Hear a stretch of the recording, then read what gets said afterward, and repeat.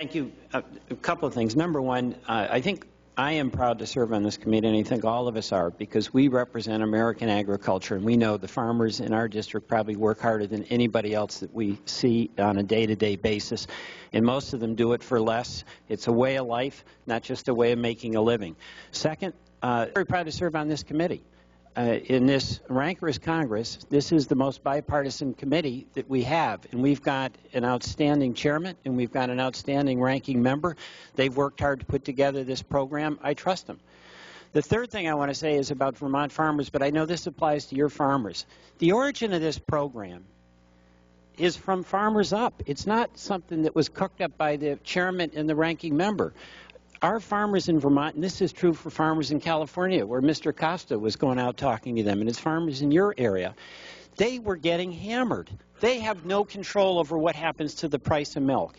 And they've been dealing with these extraordinary spikes in dips, and the dips are getting deeper, and the valleys between the rise and the fall have been getting wider. And they're eating into equity. But what that means in plain and simple English is that their kids are not going to be able to take over their farm and carry on what has been a family tradition. I know we all care about that. And we have a tough call policy-wise about what do we do, because that's a shared goal to keep those folks in business. But the folks that we care about, they're the ones who came up with this plan.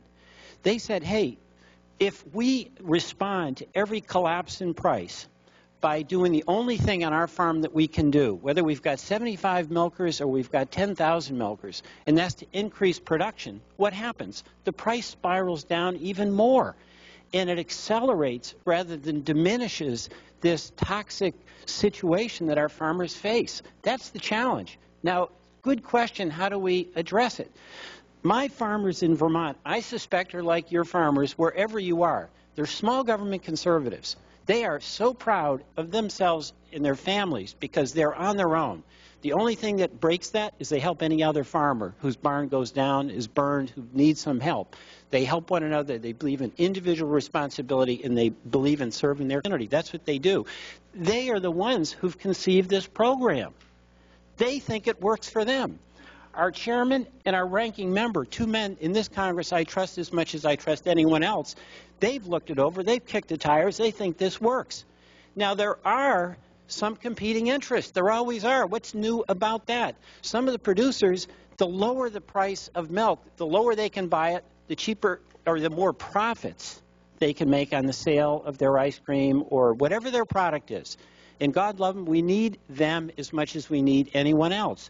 But there's got to be some balance, and there's got to be some stability. What this does, and it's a voluntary program, no farmer has to participate in this unless they want to. And keep in mind, none of our farmers like to get involved in government programs if they can possibly avoid it. So it's a voluntary program, but they get the signal that, hey, prices are collapsing, and they can then decide on a voluntary basis that they're going to start reducing a little bit of their production. And that's going to have a supply and demand kind of effect, gives a signal, and brings the balance back into place. Because the goal here has to be sustainability of American agriculture. We can't have a system where one side really profits while the other side perishes. That's really what it boils down to. We've all got to be in this together. So I thank the chairman and the ranking member for putting together, I think, a very sensible program that has as its goal allowing farmers the option to have some capacity to affect their future, both on the price side and on how much they produce side. So this is a very important provision. The amendment before us would unravel it. It would certainly affect the view that a lot of us have about this ag bill, complicated situation. So I speak in opposition to this amendment. Thank you. Gentleman's expired. For what purpose is the gentleman from New York, Mr. Gibson, seek recognition? Strike the last word, Mr. Chairman. Gentleman's recognized for 5 minutes. Well, thanks, Mr. Chairman. And wow, let me just begin by associating myself with the remarks of my good friend, Mr. Welch.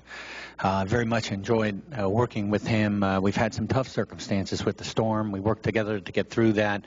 The veterans work we're doing together, and the words you just shared this morning, I think, were very passionate and in point. And I want to associate myself with those remarks, and also just reach out to my other neighbors.